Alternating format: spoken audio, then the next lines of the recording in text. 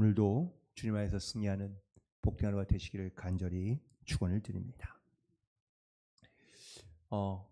마태, 마가, 누가 그리고 요한복음 사복음서가 있는데 이 사복음서 안에 공통적으로 다 기록되어 있는 말씀은 그렇게 흔치는 않습니다. 오늘 우리가 함께 읽은 본문에 있는 말씀은 그래도 마태, 마가, 누가복음에도 역시 동일하게 기록된 말씀인데요. 이 말씀을 통하여 예수님이 누구이신지를 분명하게 증거하고 있다라는 사실입니다.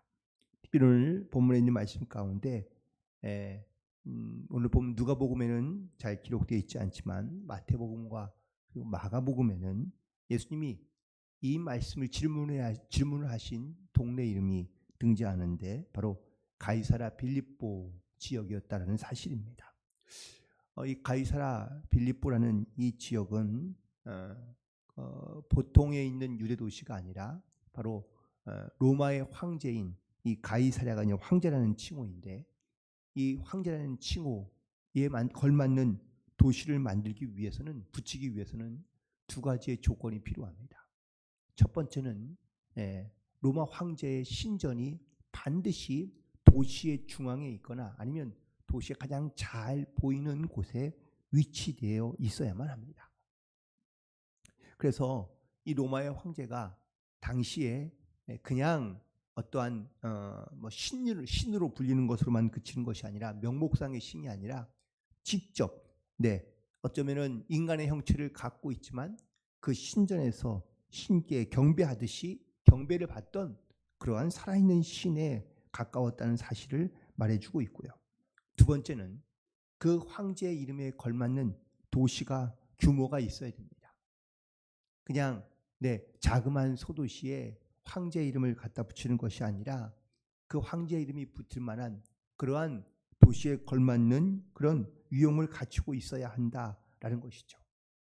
그래서 이 가이사랴 빌립보 지역은 이 가이사라는 황제의 칭호를 따왔기 때문에 황제의 신전과 도시의 규모를 갖추고 있었고요. 또 두 번째 이 빌립보라는 이름은 원래 그 헤롯 대왕의 아들인 빌립보의 이름을 자기의 이름을 붙여서 만든 도시입니다. 그래서 이 가이사랴 빌립보라는 도시는 화려한 도시였고 또 황제의 신전뿐만 아니라 다양한 신전들이 많이 있던 그런 도시라고 말할 수 있습니다. 예수님이 제자들과 함께 오늘 이 도시에 가서 제자들에게 묻고 있는 질문의 내용은 이렇습니다. 무리들이 나를 누구라 하느냐? 수많은 신전들이 있는 그 도시 앞에서 예수님께서 이 질문을 하시는 이유는 과연 무엇일까요? 그건 바로 많은 사람들이 예수님을 어떠한 사람으로 여기고 있고 혹은 또 대하고 있느냐, 인식하고 있느냐라고 있는 질문이기도 합니다. 하지만 예수님의 질문은 여기서 멈추지 않고 그러면 너희는 나를 누구라 하느냐라고 묻고 계십니다. 이 질문은 예수님께서 예수님에 대하여 제자들이 어떤 생각 혹은 또 어떤 마음을 갖고 있는가라는 것이 궁금해서 묻는 질문일 수도 있습니다.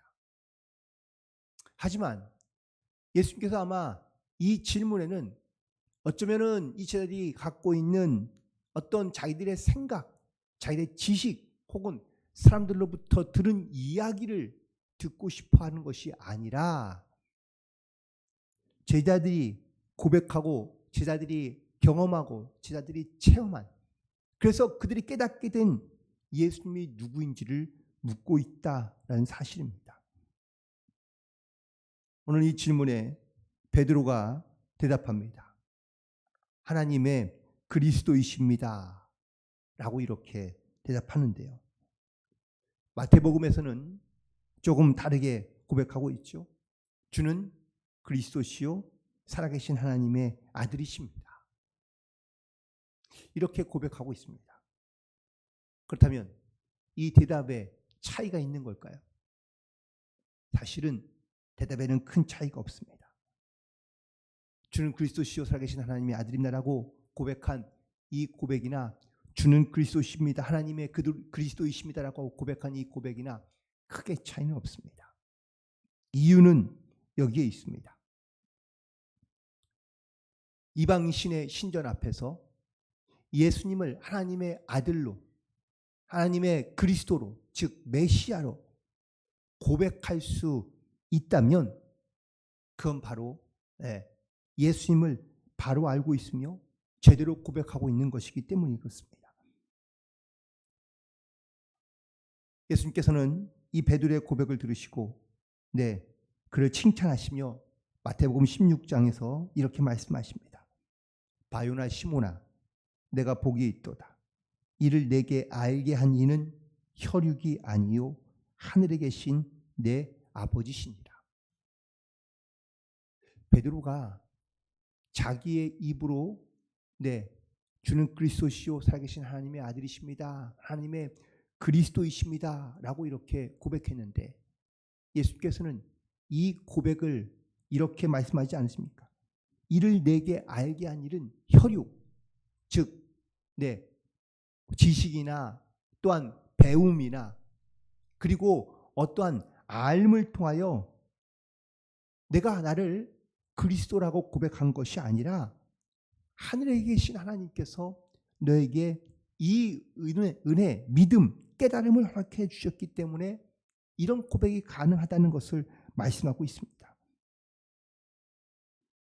그렇다면 베드로가 이렇게 고백할 수 있었던 이유는 과연 무엇일까? 그럼 베드로는 어떻게 이런 고백을 할 수 있었을까? 오늘 말씀을 묵상하면서 베드로가 이렇게 예수님을 그리스도시라고 고백할 수 있었던 이유는 무엇일까?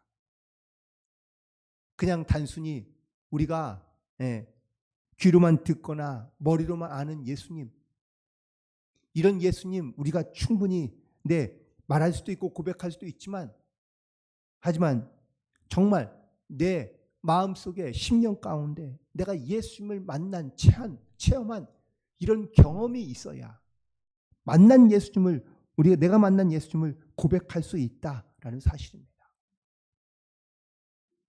하지만 내가 만난 예수님이 없으면 우리는 예수님을 하나님의 아들로 그리스도로 고백하지 못한다라는 사실이죠.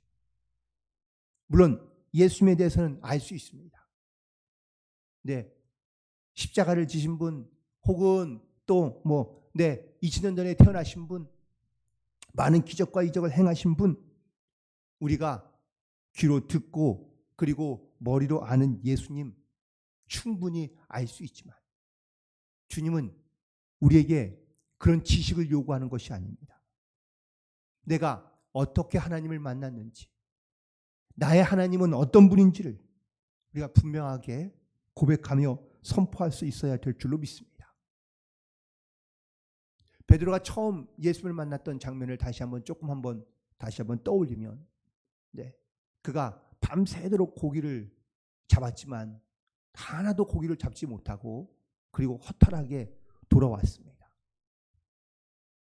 그가 예수님께 자기의 배를 내어드리고 예수님의 말씀을 들으며 기다리고 있다가 예수님의 말씀이 끝나자마자 예수님께서 다시 배를 띄워 깊은 데 가서 그물을 던지자 명하십니다. 베드로는 이 말씀에 순종하여 그물을 내렸더니 그물이 찢어지게 잡히게 됩니다. 그리고 난 다음에 돌아와서 그가 예수님께 한 행동이 무엇이었습니까? 무릎을 꿇으며 나는 죄인입니다 라고 고백했던 체험이 있습니다.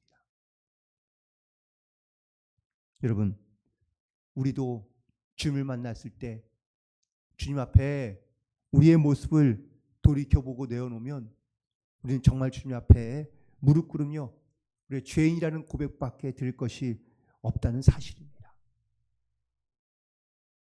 결국 그 주님 앞에 내 모든 걸 다 내어놓으며 또한 주님께 의지함으로 나아갈 수 있기 때문에 우리가 주님은 하나님의 아들이라는 것을 믿음으로 고백하고, 또한 이 고백이 있어야 우리가 주님의 말씀에 순종하는 자로서 이 땅 가운데 살아갈 수 있는 줄로 믿습니다.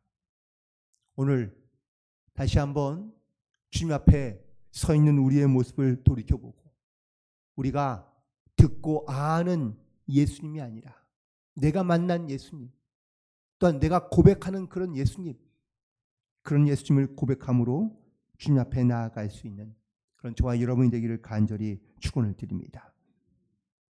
그리고 이 말씀을 하시고 난 다음에야 예수님께서 인자가 많은 고난을 받고 그리고 죽임을 당하고 3일 만에 다시 살아나리라 라고 말씀하고 계십니다. 물론 오늘 보면 또 등장하지 않았지만 마태복음에 보면 이때로부터 라고 말씀을 시작하고 있습니다. 지금까지 예수님께서 제자들과 몇 년을 같이 다니며 병자도 고치고 하나님의 말씀도 대언했지만 예수님이 십자가에 달려 죽는다고 말씀하시는 것은 한 번도 없습니다. 근데 이때로부터 제자들 가운데 이런 예수님을 향한 믿음의 고백이 있고 나자 예수님께서 이제 때가 되었다라는 것을 깨닫고 예수님께서 제자들 가운데 자기의 죽음에 대하여 말씀하신다라는 겁니다.